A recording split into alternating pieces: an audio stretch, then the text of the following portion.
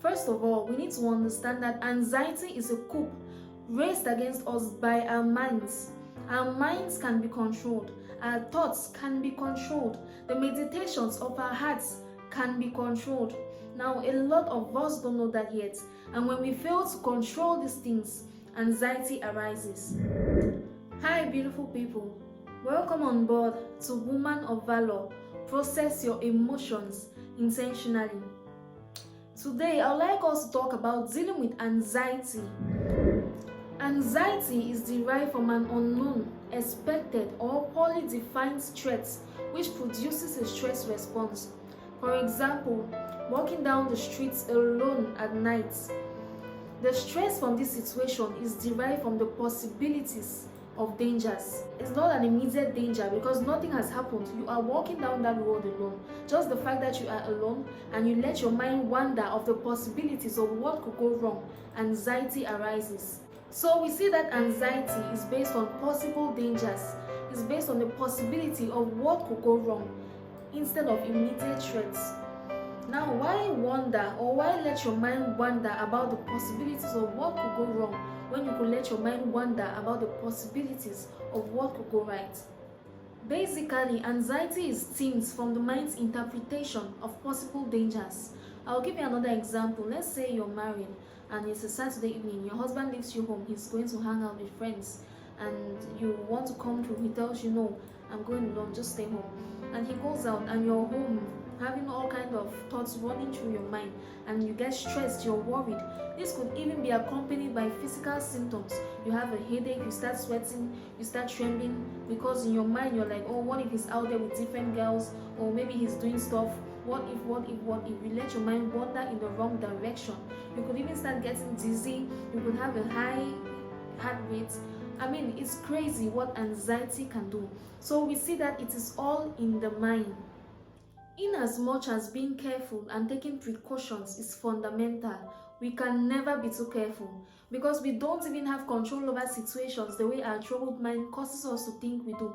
So we only have to do what we can and let the monarch of the universe do what he does best to cause all grace to abide.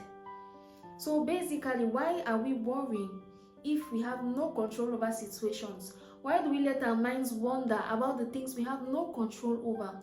Why do we let our minds focus on the foes, focus on the hindrances, when we can be focusing on creation, when we can be focusing on the possibility of whatsoever thing we are trying to achieve?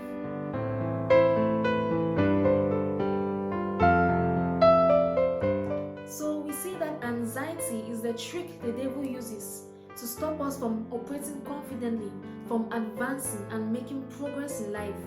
Because these voices in our heads, they are not real.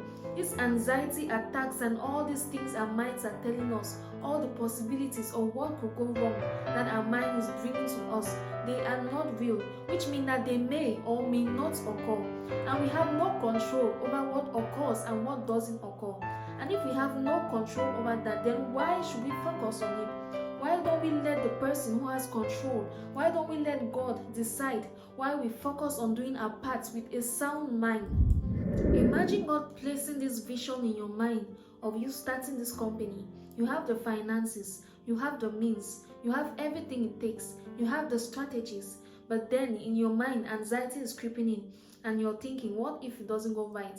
What if this is not what I should be doing? What if I should invest in something else? And you end up not doing what you are supposed to be doing. That is a trick of the devil to stop you from being your best self, to stop creation from taking place. If we can let our minds wander in the wrong direction, then we can let our minds wander in the right direction. It's a matter of awareness and willpower. A lot of times my clients ask me, they tell me, I can't get rid of these negative thoughts. What do? I can't get rid of all these things clouding my mind. And it is simple. If you can think about negative things, it means you can think about positive things too. You simply feed your attention on what you want. The trick is what you focus your attention on grows. If you have doubts in your mind, if you have anxiety creeping in, and you decide to focus your attention on these things, you're literally feeding those things and they grow. What you're looking at grows. You can as well decide to ignore that anxiety and focus on the possibility of what could go right. When the anxiety starts creeping in, when you start having all these thoughts clouding your mind, all these negative thoughts, take away your attention from it. What you take away your attention from dies, literally. Start painting a picture of what you want to see. Start painting a picture of all the possibilities of what could go right, because God has given us this beautiful gift of our minds, and our minds are meant for creation. We cannot bring something to life physically until we start creating it with our minds. So if we are creating all those negative thoughts with our minds, then basically they will manifest in the physical. And a lot of times we have manifested negative things physically just because we are manifesting them in our minds. Remember, what you focus your attention on grows. The trick is to belittle that anxiety, belittle that fear, belittle that doubt, and divert your attention to the possibilities of what could go right. Divert your attention to what you want to achieve. Divert your attention to the results you want to get. When you do that, you're basically doing your part, and you're surrendering to the mighty power of the monarch of the universe. You're surrendering to God and telling him, oh, I know that you are the one who causes all grace to abide. So I'm just going to do my part, and I trust you to do your part, because he always does his part.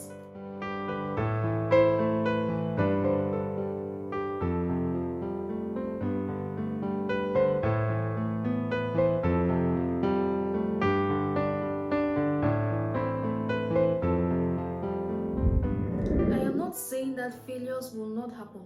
I am not saying that there will not be blockages or there will not be hindrances.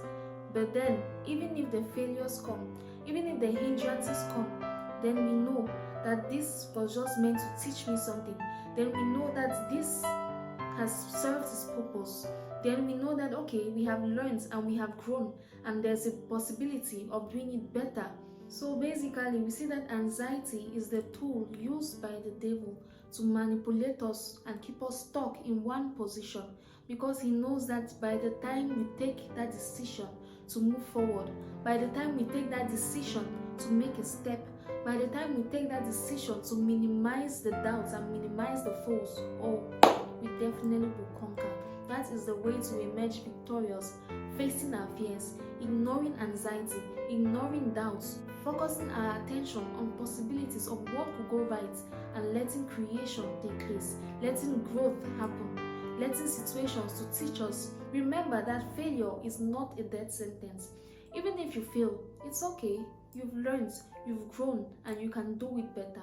That is the only way to succeed in life. That is the only way to triumph in life. That is the only way to an ever-increasing life of growth and grace.